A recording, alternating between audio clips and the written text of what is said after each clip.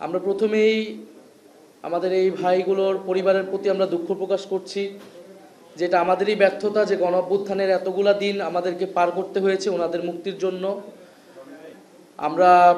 এটা আমাদের উচিত ছিল, আমাদের এই জাতির সকলেরই দায়িত্ব ছিল, সরকারেরও উচিত ছিল আরও আগেই আমাদের প্রবাসে যারা গণঅভ্যুত্থানে অংশগ্রহণের কারণে জেলে যেতে হয়েছিল তাদের মুক্তির ব্যবস্থা করা। এর আগে 188 জনকে আমরা ছাড়াতে পেরেছিলাম, কিন্তু বাকি 25 জন রয়ে গেছিল।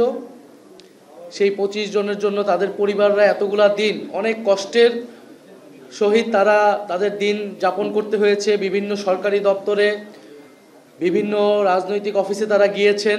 আমরা যখন জুলাই পদযাত্রায় চট্টগ্রাম গিয়েছি তখন এক আপা অনেক রাত ধরে যেখানে আমাদের হোটেল ছিল সেখানে এসে অপেক্ষা করেছিলেন, অনেক অনুরোধ করেছিলেন।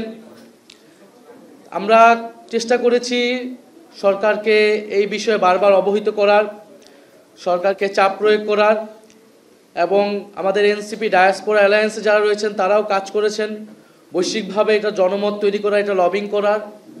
কারণ এই মানুষগুলাকে আমরা মনে করি যে আমাদের গণ অভ্যুত্থানের শক্তি, এবং তারা হচ্ছে জুলাই গণ অভ্যুত্থানের যোদ্ধা। ফলে এই জুলাই যোদ্ধাদের মর্যাদা নিশ্চিত করা আমাদের সকলেরই দায়িত্ব। গণ অভ্যুত্থানের সময় তারা যে সাহসী ভূমিকা পালন করেছিলেন সেটা এই জাতি কোনো কালই ভুলবে না। আমরা দেখেছি যে গণ অভ্যুত্থানের সময়ে যখন একটা পর্যায়ে আমরা বাংলাদেশের রাজপথে আমরা নামতে পারতেছিলাম না, আমাদেরকে ডিবি অফিসে ধরে নিয়ে যাওয়া হয়েছিল, সেই সময় কিন্তু বৈশ্বিকভাবে এই ফ্যাসিস্ট শেখ হাসিনা সরকারের বিরুদ্ধে একটা জনমত তৈরি করেছিল প্রবাসে থাকা আমাদের ছাত্র, শ্রমিক এবং অন্যান্য পেশাজীবীর মানুষেরা। পৃথিবীর প্রায় প্রতিটা দেশে যেখানে বাংলাদেশিরা রয়েছে তারা প্রত্যেকে কথা বলেছে, প্রত্যেকে সেখানে রাজপথে নেমেছে, কর্তৃপক্ষের কাছে জানিয়েছে এবং অনলাইনে তারা ক্যাম্পেইন করেছে। এবং মধ্যপ্রাচ্যের দেশগুলোতে তারা রাজপথে নেমেছে, কিন্তু সে দেশের আইনে এটা আইন বহির্ভূত কাজ হয়, তাদেরকে গ্রেফতার হতে হয়েছে। এবং তারা কিন্তু জানতেন যে তারা যদি এই প্রোটেস্টটা করে, এই প্রতিবাদ জানায়, তাদেরকে গ্রেফতার হতে হবে সেই দেশের আইন অনুযায়ী। এবং যদি সরকার পতন না হতো তাহলে কিন্তু তারা কোনোদিনই হয়তো জেল থেকে মুক্তি পেতেন না, দেশে আসা তো পরের কথা। ফলে এরকম নিশ্চিত ঝুঁকি জেনেও তারা কিন্তু রাজপথে নেমেছিলেন। আমাদের কারোর সাথেই তাদের যোগাযোগ ছিল না, তারা নিজেদের বিবেকের জায়গা থেকে, দেশপ্রেমের জায়গা থেকে রাজপথে নেমেছিলেন ছাত্রদের পক্ষে। ফলে তাদের সেই অবদানকে আমরা সবসময় স্মরণ করি, মনে রাখবো সারা জীবন। এবং অবশেষে তারা মুক্তি পাচ্ছে, এটা আমাদের জন্য, জাতির জন্য সুখবর। আমরা সরকারের কাছে আবেদন জানাবো যাতে তাদের পুনর্বাসনের দায়িত্ব এই সরকারকে করতে হবে, এটা আমাদের দায়িত্ব। এনসিপি তো সবসময় থাকবে তাদের পাশে, কিন্তু এটা সরকারের জায়গা থেকে তারা জুলাই যোদ্ধা, তাদের পুনর্বাসন এবং দেশে একটা মর্যাদাপূর্ণ কর্মসংস্থান এবং পরিবারের দায়িত্ব, রাজনৈতিক নিরাপত্তা, এই সকল কিছু নিশ্চিত করে যেতে হবে এই সরকারকে। একজন ভাই জেলেই আমাদের মৃত্যুবরণ করেছেন, সেখানে আমরা তার আত্মার মাগফিরাত কামনা করি। তার পরিবার যাতে এই শোক কাটিয়ে উঠতে পারে সেই দোয়া আমরা করি, এবং সেই পরিবারের পাশে যাতে পুরো জাতি থাকে, শুধু এনসিপি না, সেই আহ্বান আমরা জানাই। এবং তাদের পরিবার, তাদের সন্তান, আমরা মনে করি তাদের এই স্যাক্রিফাইসের কারণেই তারা শহীদ পরিবার হিসেবে তারা স্বীকৃতি পাওয়া উচিত। কারণ ওনার মৃত্যুতেই আমাদের এই গণ অভ্যুত্থানের যে মাহাত্ম্য সেটা অনেক বেশি প্রস্ফুটিত হয়েছিল। ফলে আমরা তাকেও স্মরণ করছি আজকের এই দিনে। প্রবাসী ভাই বোনদের জন্য আমরা জাতীয় নাগরিক পার্টি প্রথম থেকেই কাজ করে যাচ্ছি, আমাদের এনসিপি ডায়াসপোরা অ্যালায়েন্স। আমরা মনে করি যে প্রবাসী যারা যাচ্ছেন বাংলাদেশিরা, তারা বাংলাদেশের নাগরিক। ফলে বাংলাদেশে থাকা নাগরিকদের অধিকার এবং মর্যাদার জন্য যেমন আমরা কথা বলি, বিদেশে থাকা সেই ভাই বোনদেরও আমরা তাদের অধিকারের জন্য কথা বলি। বাংলাদেশের অর্থনীতিতে তাদের সবচেয়ে গুরুত্বপূর্ণ ভূমিকা। গার্মেন্টস শ্রমিকের পরে, গার্মেন্টস ইন্ডাস্ট্রির পরেই কিন্তু রেমিটেন্স সবচেয়ে গুরুত্বপূর্ণ। এবং 5ই আগস্টের পরে এই যে বাংলাদেশের অর্থনীতি আবার ঘুরে দাঁড়াতে পেরেছে, একেবারে ভাঙা ধসে পড়া ব্যবস্থা থেকে আমরা অর্থনীতিকে আবার কিছুটা সচল করতে পেরেছি। এর অন্যতম গুরুত্বপূর্ণ কারণ হচ্ছে রেমিটেন্সের যে প্রবাহ সেটা অবাধ ছিল এবং এটা আরও বেশি বেড়েছে। ফলে গণ অভ্যুত্থানের সময় যেমন গণ অভ্যুত্থানের পরেও কিন্তু দেশ পুনর্গঠনে তারা কাজ করে যাচ্ছে। এবং আমরা যে সকল শ্রমিক ভাইরা বিদেশে যাচ্ছে তাদেরকে যদি আরও স্কিল ট্রেনিং আমরা দিতে পারতাম, তাহলে কিন্তু তারা সেখানে যে আরও ভালো কাজ পেত। দ্বিতীয়ত, তারা বিভিন্ন দেশে গিয়ে তাদের মানবাধিকার নিশ্চিত হয় না সেই দেশে, আমরা বিভিন্ন সময় সেটা শুনতে পাই, এবং তাদের পাশে দাঁড়ানোর জন্য কেউ থাকে না। ইভেন বাংলাদেশের হাইকমিশন যারা থাকে তারাও তাদের দায়িত্ব যথাযথভাবে পালন করে না। এনসিপি, ডায়াসপোরা অ্যালায়েন্স এবং এনসিপি সবসময় আমাদের প্রবাসী শ্রমিক ভাইদের পাশে থাকবেন, এবং একদিকে শ্রমিক, অন্যদিকে যারা পেশাজীবী এবং ছাত্র রয়েছেন তাদেরকেও আমরা দেশ গঠনের কাজে যুক্ত করতে চাই।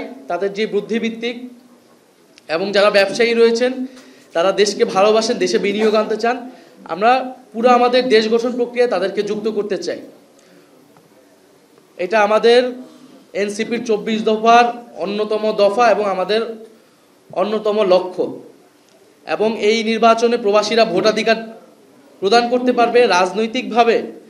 এটা দেশের সিদ্ধান্ত গ্রহণে একটা বড় একটা অংশগ্রহণ তারা করতে পারবেন। আমরা এনসিপি থেকে এই দাবি প্রথম থেকেই তুলেছি। আমরা নিশ্চিতভাবে বলতে চাই যে এই যে ভোটাধিকার প্রদান, এটা একটা বড় মাইলফলক হবে। যারা প্রবাসে রয়েছেন আমরা বলবো আপনারা রেজিস্ট্রেশন সহ যে ধরনের কার্যক্রম রয়েছে সেটা আপনারা দ্রুত সম্পাদন করুন। আমরা চাই যে নতুন বাংলাদেশের জন্য এই যে সামনে নির্বাচনটি হতে যাবে সেখানে আপনারা আপনাদের গুরুত্বপূর্ণ মতামত দিবেন, আপনাদের রাজনৈতিক সিদ্ধান্ত আপনারা জানাবেন, কারণ আপনারাও বাংলাদেশের নাগরিক।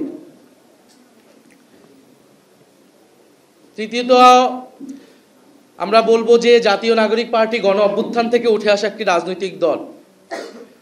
আমরা কিন্তু কখনোই বলি না যে গণ অভ্যুত্থান শুধু এনসিপির, যদিও এরকম অভিযোগ এনসিপি প্রতি অনেকেই করার চেষ্টা করে যে এনসিপি গণ অভ্যুত্থানকে কুক্ষিগত করেছে বা এরকম, কিন্তু আমরা কিন্তু এটা কখনোই বলি নাই। আমরা সবসময় বলেছি গণ অভ্যুত্থান জনগণের, সাধারণ ছাত্র এবং জনগণরা মিলে এই গণ অভ্যুত্থান সফল করেছিল, এবং ফ্যাসিবাদ বিরোধী সকল রাজনৈতিক দলের ছাত্র নেতাদের এখানে কন্ট্রিবিউশন রয়েছে, তারা রাজপথে ছিলেন। গণ অভ্যুত্থানের ফসল নেবার বেলায় কিন্তু সবাই এগিয়ে আসে। এই গণ অভ্যুত্থানের ফসল কিন্তু বিএনপি, জামাত সমানভাবে তারা নিচ্ছে, এবং আগামী নির্বাচনেও তারা সেই ধরনের একটা বন্দোবস্ত তৈরি করছে। কিন্তু যখন প্রশ্ন আসে গণ অভ্যুত্থানের দায়িত্ব নেওয়ার, শহীদ পরিবারের দায়িত্ব নেওয়ার, আহত যোদ্ধাদের দায়িত্ব নেওয়ার, আজকে যে এই যে প্রবাসী যারা কারাবন্দী 24টা পরিবার, 25টা পরিবার এতদিন ধরে রাস্তায় রাস্তায় দৌড়াচ্ছেন, অফিসে অফিসে যাচ্ছেন, তখন কিন্তু যে কোনো অফিসে গেলে তাদেরকে বলা হয়, যে কোনো দলের কাছে গেলে তাদেরকে বলা হয় যে এটা এনসিপির দায়িত্ব। আপনাদেরকে এরকম বলে কিনা যে এনসিপি গণ অভ্যুত্থান করছে, এটা এনসিপির দায়িত্ব, আপনারা তাদের কাছে যান। যে কোনো শহীদ পরিবার, জুলাই যোদ্ধা যদি সরকারি অফিসে বা কোনো একটা জায়গায়, কোনো একটা হাসপাতালে যায়, সাহায্য সহযোগিতার জন্য যায়, বা অন্য কোনো দলের কাছে যায়, তারা বলে যে এটা এনসিপির দায়িত্ব। অর্থাৎ দায়িত্ব নেবার বেলায় এনসিপি, কিন্তু ফসল ভোগ করার বেলায় তখন বলবে গণ অভ্যুত্থান সবার, আমরা সবাই ছিলাম। ফলে আমাদের এটাতে কোনো সমস্যা নেই, আমরা অবশ্যই দায়িত্ব নিব এবং ফসলও সবাই আপনারা নেন, আমাদের কোনো সমস্যা নাই।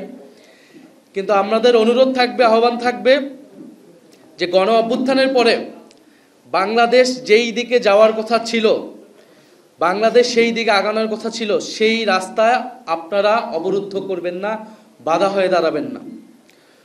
আমরা দেখছি যে সামনের নির্বাচনের আগে নানা ধরনের পরিস্থিতি ঘোলাটে করার চেষ্টা করা হচ্ছে, এবং আমরা যে সংস্কার কার্যক্রম শুরু করেছিলাম, সংস্কারের অগ্রযাত্রা শুরু করেছিলাম, সেটাকে নানাভাবে বাধাগ্রস্ত করা হয়েছে।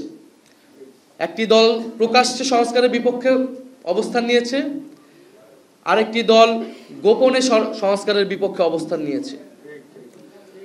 ফলে এই কারণে কিন্তু আমরা সংস্কার নিয়ে একটা সমঝোতায় আসলে পৌঁছাতে পারি নাই।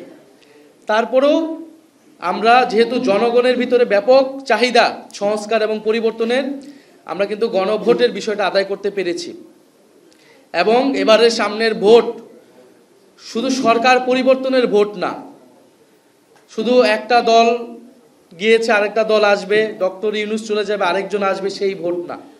এবারের ভোট কিন্তু হবে দেশের পরিবর্তনের ভোট।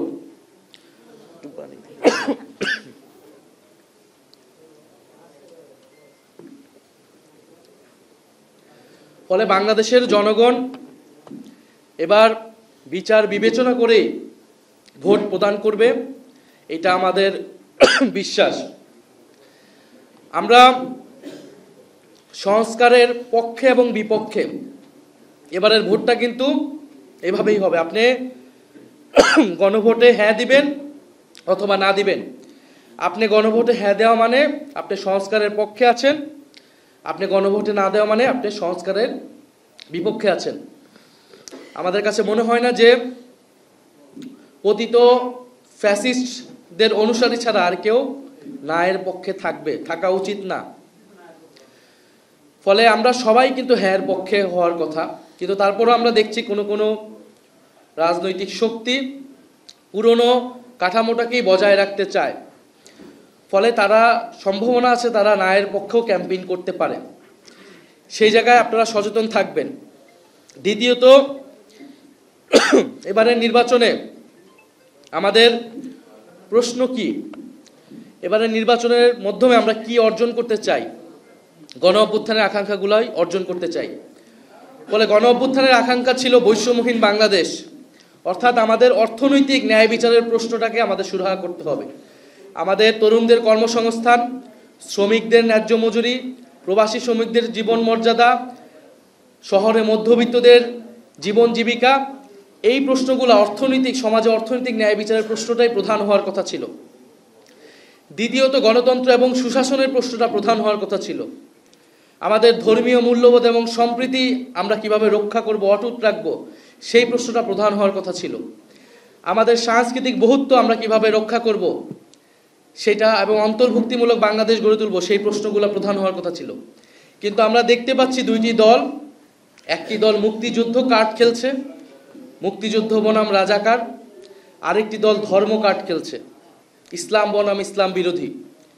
অর্থাৎ পুরনো আওয়ামী লীগের সময় যেই রাজনীতি, সেই রাজনীতি কিন্তু আবার ফেরত আনা হচ্ছে এবারে নির্বাচনে। দেশকে আবার বিভাজিত করে ফেলা হচ্ছে। আমরা বলবো যে এই বিভাজনের ঊর্ধ্বে গিয়েই কিন্তু গণঅভ্যুত্থান হয়েছে। ফলে জাতীয় নাগরিক পার্টি সংস্কারের পাহারাদার হিসেবে এবারে নির্বাচনে অংশগ্রহণ করবে এবং আমরা সেই ধরনের প্রস্তুতি নিচ্ছি। জনগণের প্রতি আমাদের আহ্বান থাকবে, আপনারা যেভাবে আমাদের পাশে ছিলেন, সমর্থন জানিয়েছেন, নির্বাচনে সেভাবে থাকবেন ইনশাল্লাহ। এনসিপি তার যে গণ অভ্যুত্থানের আকাঙ্ক্ষা, জনগণের প্রতি তার কমিটমেন্ট, শহীদদের প্রতি তার কমিটমেন্ট, সেই কমিটমেন্ট রক্ষা করে এগিয়ে যাবে। রাজনীতির প্রশ্নে আমরা কোনো আপোষ করব না, আমরা আমাদের লক্ষ্যে এগিয়ে যাব। আমি পরিশেষে আবারও আমাদের এই যারা কারাবন্দী ভাইয়েরা মুক্তি পাবেন, সেই পরিবারগুলোর প্রতি আমরা অভিনন্দন জানাই, তাদের পাশে থাকার আমরা কমিটমেন্ট জানাই। এবং আরেকটি কথা বলে শেষ করব যে আপনারা জানেন যে বেগম খালেদা জিয়া তিনি প্রচণ্ডভাবে অসুস্থ। আমরা তার আরোগ্য কামনা করি। বাংলাদেশের গণতন্ত্র এবং সার্বভৌমত্বের লড়াইয়ে তার যে ভূমিকা, সেই ভূমিকা এই জাতি মনে রাখবে। আমরা আশা করব যে তিনি আমাদের মধ্যে আরও অনেক দিন বেঁচে থাকবেন। আসসালামু আলাইকুম।